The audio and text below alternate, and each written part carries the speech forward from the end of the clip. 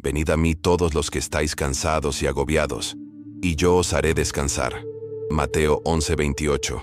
Quiero contarles una historia.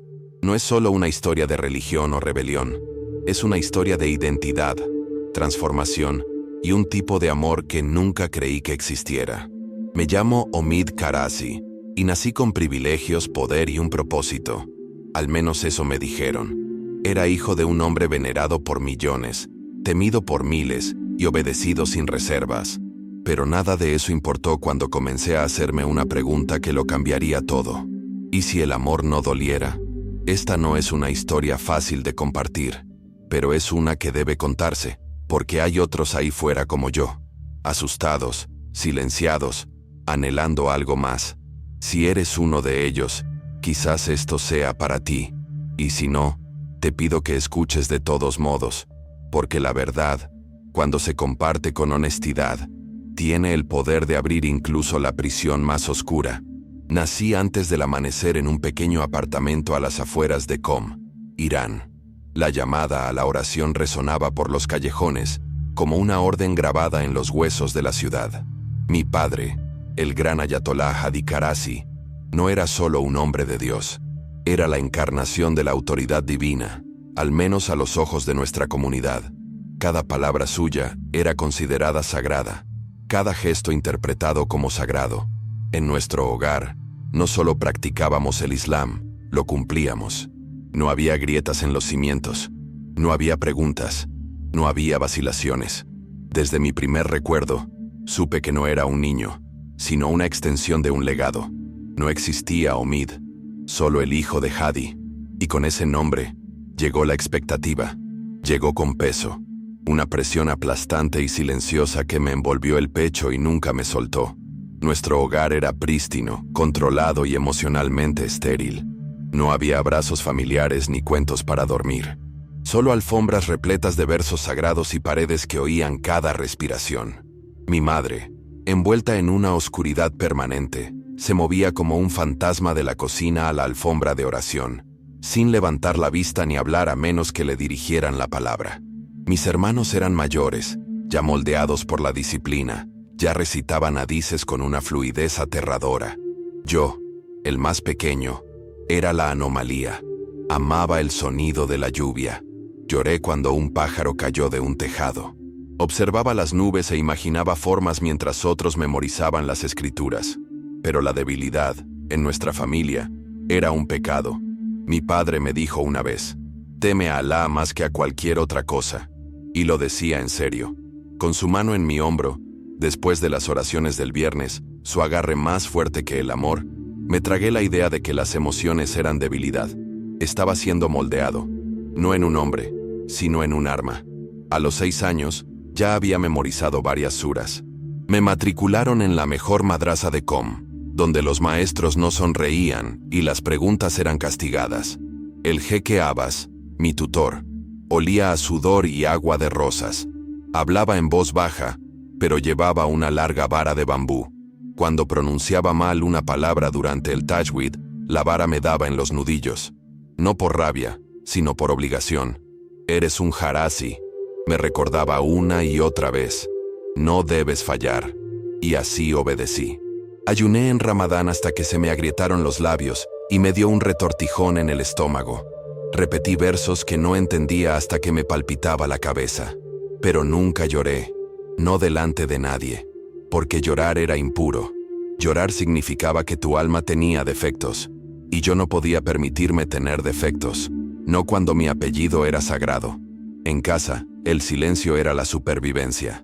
El único calor que conocía provenía de mi hermana, Neda. Era 2 años mayor que yo y hablaba con los ojos.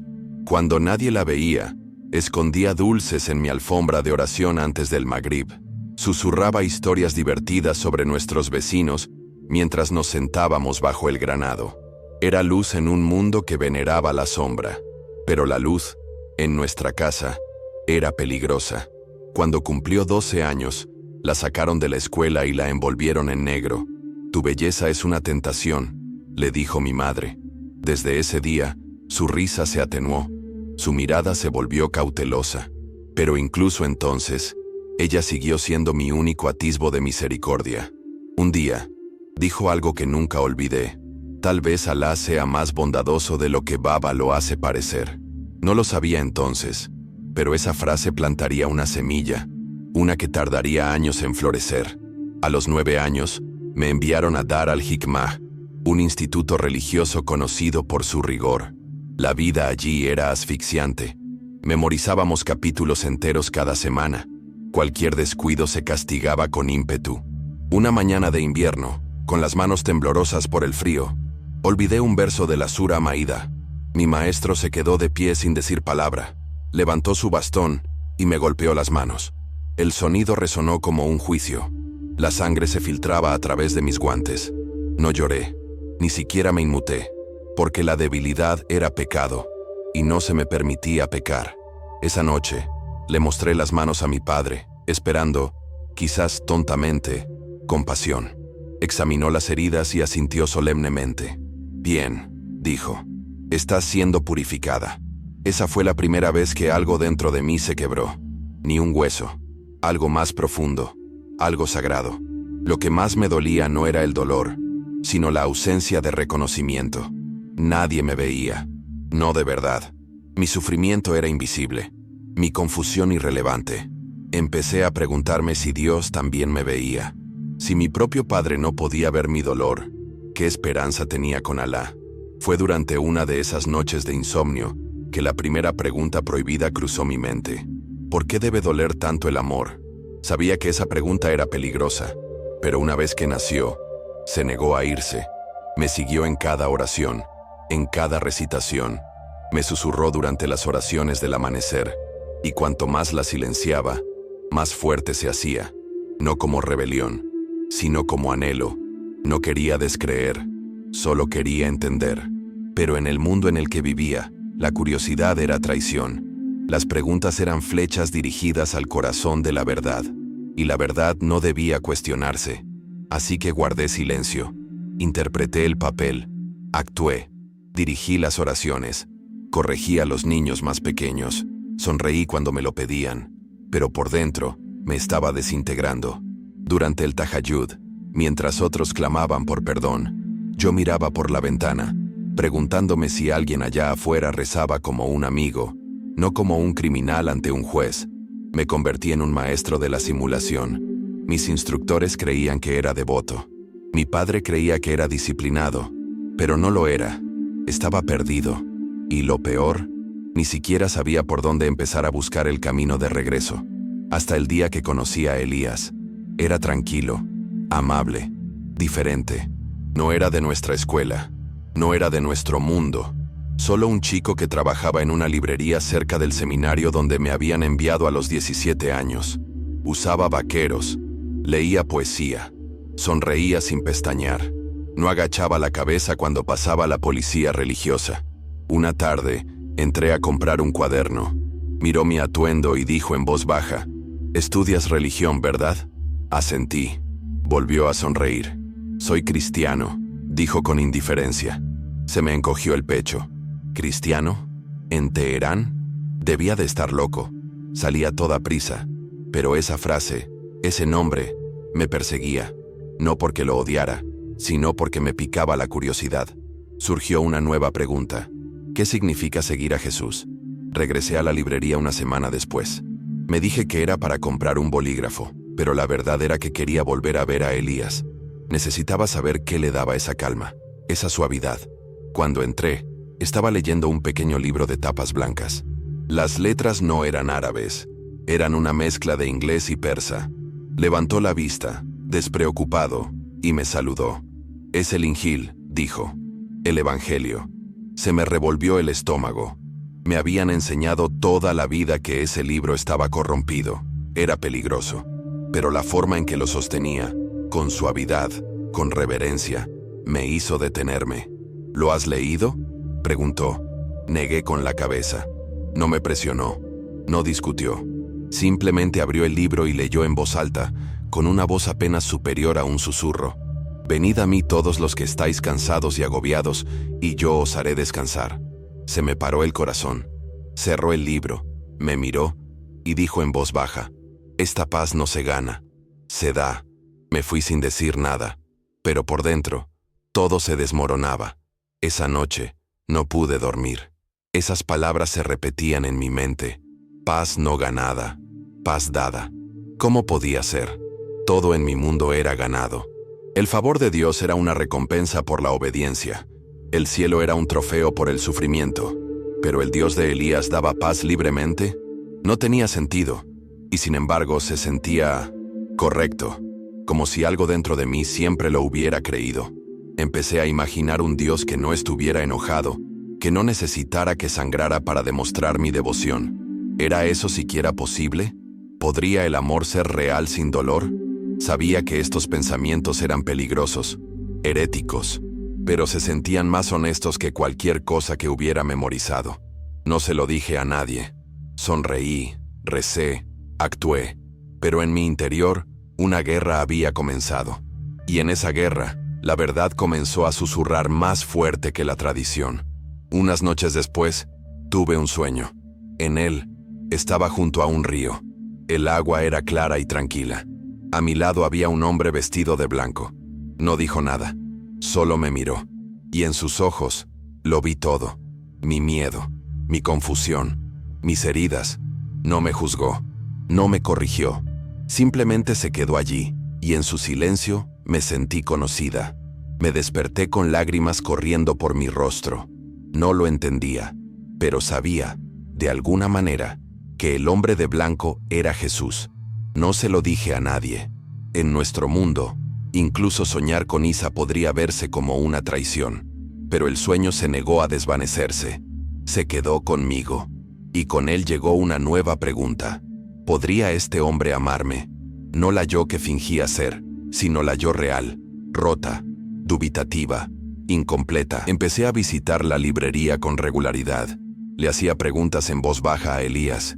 Nunca predicaba, solo respondía. ¿Qué es la gracia? ¿Por qué la cruz? Dios perdona sin castigo. Sus respuestas no eran argumentos, eran invitaciones. Me sentí como un hombre hambriento al que le dan agua. Nunca habló en contra del Islam, simplemente hablaba de amor. Y poco a poco, ese amor comenzó a sentirse más real que toda la doctrina que había memorizado. Un día, me dio un pequeño libro escondido dentro de una cubierta de poesía persa.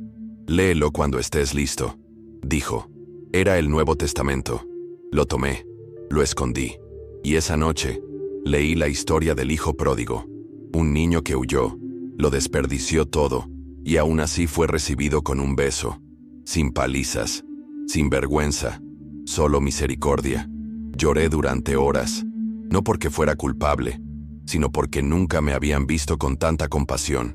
Ya no podía permanecer en silencio, no en mi corazón. No hablé con nadie, pero comencé a cambiar. Me salté las oraciones de la tarde, dejé de memorizar, empecé a marcar versículos del Evangelio que me conmovían el alma. Mi padre se dio cuenta. Me llamó.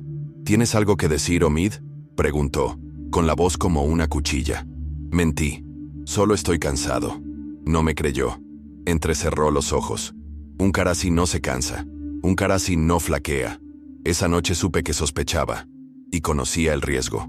En Irán, la apostasía no es solo traición, es una sentencia de muerte. Pero ¿cómo podía volver atrás? Una vez que pruebas la verdadera libertad, ya no puedes fingir que la esclavitud te sirve. Susurré esa noche, solo en mi cama. Jesús, si eres real, ayúdame a entender. Y por primera vez me sentí escuchado. Pero los secretos no permanecen ocultos para siempre. Un mes después, volví a casa para las vacaciones escolares. Una mañana mi primo joven entró sin avisar y me encontró leyendo el Evangelio. Abrió mucho los ojos. No dijo nada, pero salió corriendo. Sabía que se había acabado. Esa noche, la voz de mi padre tronó. Omid, ven aquí. Cuando entré en la habitación, toda la familia estaba allí. Mi madre llorando, mis hermanos en silencio, mi padre sosteniendo mi Nuevo Testamento. ¿Qué es esta inmundicia?, gritó. ¿Has apostatado? No dije nada, pero el silencio fue mi confesión. Lo que siguió fue horror. Me golpearon, me encerraron en un almacén durante días, sin comida, sin luz, solo oscuridad. Llamé a Jesús, no como un ritual, sino como un niño que llora en la oscuridad. ¿Sigues conmigo?, susurré. Y en el silencio, sentí una calidez que no podía explicar. Una presencia que no se iba. Cuando finalmente me sacaron a rastras, pensé que era el fin. Mi padre estaba frente a mí con una navaja. Mi hermano me sujetó el brazo contra una piedra. «Elegiste la cruz en lugar de la media luna», dijo. «Que el mundo vea lo que les pasa a los traidores». La navaja cayó. Grité cuando me cortaron la mano. La sangre empapó la tierra. Me desmayé. Cuando desperté, estaba en el asiento trasero de un coche. Un anciano llamado Arman me había encontrado sangrando. Un cristiano del barrio. Me llevó a una casa segura en el sur de Teherán. Su esposa, una enfermera llamada Leila, me limpió las heridas. No dijeron nada. Solo lloraron en silencio. Esa noche, en esa pequeña habitación, destrozada y medio muerta, susurré, «¿Me ves, verdad, Jesús?». Y creí por primera vez que Él me veía. La recuperación fue lenta. Mi cuerpo ardía de dolor, pero mi alma, extrañamente, comenzó a sanar. En las noches llenas de fiebre y silencio, comencé a verlo de nuevo, al hombre de blanco. No en sueños esta vez, sino en el recuerdo, en la oración, en presencia. Siempre estaba cerca. Cuando estaba demasiado débil para hablar, susurraba su nombre, Jesús. Y ese nombre se convirtió en mi ancla. Arman y Leila no me presionaron para convertirme. Simplemente me amaron. Me dieron espacio, ropa limpia, comida y la dignidad del silencio. Un día, Leila me dio una Biblia envuelta dentro de un viejo libro de poesía. «Ahora eres libre», dijo. La abrí lentamente con mi única mano y volví al Evangelio de Juan. Y lloré, no de dolor, sino de alivio. Había pasado toda mi vida tratando de ganarme a Dios. Ahora sabía que ya me veían, ya me conocían, ya me amaban. A medida que recuperé las fuerzas, comencé a ayudar en la casa segura. Pequeñas cosas. Doblar ropa con una mano, barrer, organizar libros para iglesias clandestinas. Conocí a otros, destrozados como yo, de diferentes ciudades, orígenes y pasados. Algunos habían perdido a su familia, otros habían huido en la noche. Todos teníamos una cosa en común. Habíamos encontrado el amor frente a un sufrimiento impensable. Y ese amor no era abstracto, era una persona, Jesús. Comencé a escribir mi historia en un cuaderno, página tras página. No sabía por qué. Tal vez para procesar, tal vez para dejar algo atrás, tal vez para ayudar a alguien más. Leila me dijo una vez, «Tus cicatrices predicarán más fuerte que tu voz». Le creí. Por primera vez mi pasado no era una prisión, era una plataforma. Y así escribí. Oré. Esperé. Con el tiempo, quedarse en Irán se volvió demasiado peligroso. Se corrió la voz. Circulaban rumores de que me había unido a misioneros extranjeros, de que estaba corrompiendo a la juventud musulmana. Una noche, Arman llegó a casa pálido. «Vinieron a la librería», dijo. «Nos están vigilando». Esa misma semana, arrestaron a un amigo nuestro, un nuevo creyente. Sabíamos que era solo cuestión de tiempo. No lloré, no entré en pánico. Sabía lo que tenía que hacer. Con la ayuda de una red cristiana, organizamos mi huida a Turquía. Escondido dentro de un camión de reparto, entre cajas de muebles de plástico, crucé la frontera sin nada más que una Biblia rota, una camisa limpia y el fuego de la fe en el pecho. No tenía pasaporte, ningún plan, pero tenía algo que nunca antes había tenido: libertad. El campo de refugiados a las afueras de Van era un lugar desolado, polvo por todas partes, escasez de agua, miedo en cada tienda. Pero entre los destrozados, encontré un nuevo tipo de iglesia. Personas como yo, con cicatrices, desplazadas y desesperadas, que se aferraban a Jesús como si fuera lo único que les quedaba, porque lo era. Conocí a Miriam, una profesora convertida en paria, a Samir, un exclérigo chií que había visto a Cristo en una habitación de hospital. Comimos juntos, lloramos juntos, nos lavamos los pies. No hubo sermones, ni escenarios, solo las escrituras, susurradas en la oscuridad, y canciones cantadas en voz baja entre lágrimas. No necesitábamos señales ni prodigios. Habíamos sobrevivido, y esa supervivencia fue suficiente milagro. Cada noche, leía de mi desgastada Biblia. Cada día, escribía mi historia. No para llamar la atención, para encontrar la verdad. Porque si había alguien todavía atrapado en el miedo, necesitaba saber, hay esperanza. Con el tiempo mi historia se difundió, cuidadosamente, silenciosamente.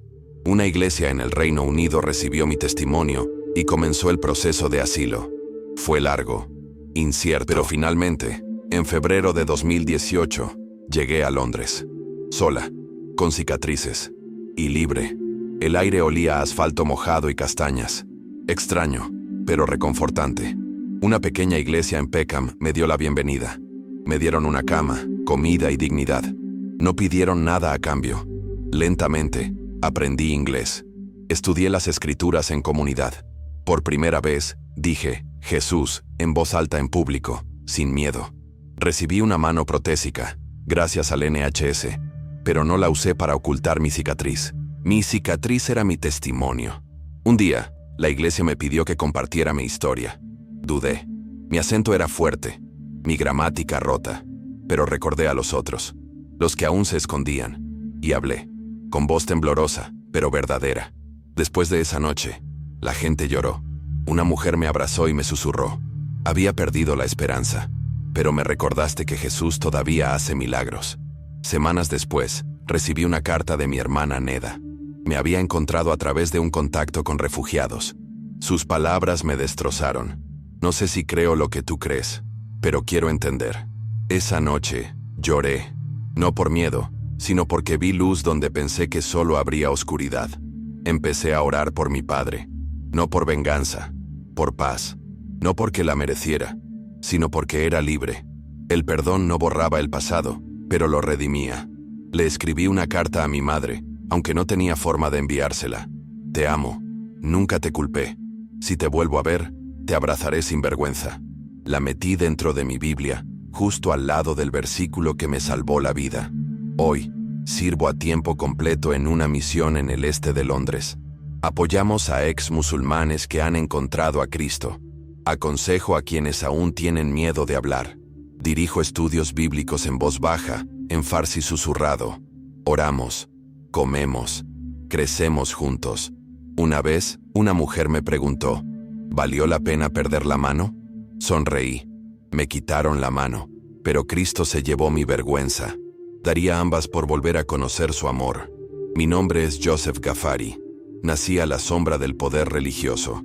Intentaron borrarme por elegir la gracia, pero Jesús me dio un nuevo corazón, un nuevo nombre, una nueva vida. Y ahora, te pregunto, ¿qué en tu vida vale más que todo lo que podrías perder? Si esta historia te conmovió, compártela. No te quedes callado. Alguien más está orando en la oscuridad, esperando escuchar lo que ahora sabes. Si has llegado hasta aquí, gracias. No solo escuchaste mi historia, sino que la llevaste conmigo. Te mantuviste al borde del miedo y entraste en el corazón de la transformación. Viste lo que cuesta seguir a Jesús cuando todo a tu alrededor te dice que no. Y espero, de verdad, que algo dentro de ti se haya conmovido. Tal vez sientas surgir esa misma pregunta, la que una vez susurré en la oscuridad. ¿Puede realmente existir un amor que no duela? Te lo aseguro. Sí lo hay. Y ese amor tiene un nombre. Su nombre es Jesús. No lo encontré por la fuerza, ni con discusiones, ni con miedo. Lo encontré cuando ya no me quedaba nada, cuando sangraba en un campo y pensé que nadie me veía. Él me vio, y te ve a ti también. Ahora mismo, justo donde estás, ya sea en una habitación llena de gente o solo con tus dudas. No eres invisible, no te han olvidado, y no estás demasiado lejos. Si Él puede encontrarme en el lugar más oscuro, también puede encontrarte a ti. Pero tienes que responder, tienes que abrir la puerta. Jesús nunca entrará a la fuerza, pero siempre llamará. Si esta historia despertó algo en ti, si tu corazón se conmueve, no la ignores. No es emoción, es invitación. Que hoy sea el día en que dejes de correr. Que hoy sea el día en que dejes de ganar y empieces a recibir. Jesús no te llama a actuar, sino a pertenecer. No te pide perfección, sino que te ofrece paz. Y si quieres dar ese paso, empieza con algo sencillo. Háblale, justo donde estás, sin rituales ni guiones, solo honestidad. Ahí fue donde todo cambió para mí. Y si ya caminas con él, no te guardes esto para ti. Comparte este video con alguien que necesite esperanza, con alguien a quien le hayan enseñado que Dios solo habla a través de la vergüenza, con alguien que crea que tiene que sufrir para ser amado. Sé valiente, sé ligero. Nunca se sabe quién está a un paso de su gran avance. Y tal vez, solo tal vez, tu valentía sea la clave para la libertad de alguien más. Suscríbete a este canal, no solo para apoyar el mensaje, sino porque cada vez que lo haces, ayudas a difundir la esperanza de Jesús. Ayudas a otros a encontrar historias como la mía, y quizás algún día, la tuya sea la próxima. Activa la campana de notificaciones para no perderte ningún testimonio futuro. Y síguenos aquí mientras seguimos exaltando el nombre que sanó nuestras heridas y cambió nuestras vidas para siempre. Así que, donde quiera que estés en el mundo, ya sea en un lugar cómodo o rodeado de conflicto, recuerda esto. No estás solo. Estamos juntos en esto. Esto no es solo un canal, es una comunidad, una familia, un lugar donde los corazones rotos encuentran la gracia de Dios y encuentran sanación. Si nadie más te lo ha dicho hoy, eres visto, eres amado y vales más de lo que crees. Soy José, y ya no tengo miedo, porque soy suyo. Manténganse conectados, sigan buscando, y nunca olviden, incluso en el valle más oscuro, la luz aún brilla, y la oscuridad no la ha vencido. Hasta la próxima, que la paz los encuentre, y que encuentren el valor para seguirlo.